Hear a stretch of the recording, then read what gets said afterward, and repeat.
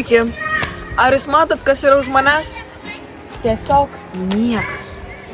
Aš manau, kad mums šitą vietą reikėtų kažkaip išpildyti pilniau. Dėl to, kad mes turim tiek daug vietos mokyklos viduje pailsėti, bet jokios vietos lauke.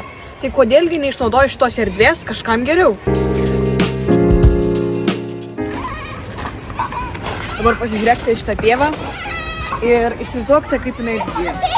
Atsistoja suoliukai, stalai, kėdutės, kurios pertraukų metu galės ateiti ir įkvėpti gryno oro. Bendrauti su savo draugais lauke, pavasario ir vasaros pradžioj.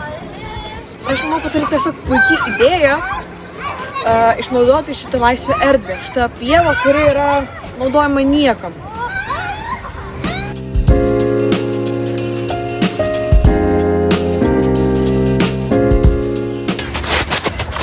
Tai rinkitės mus!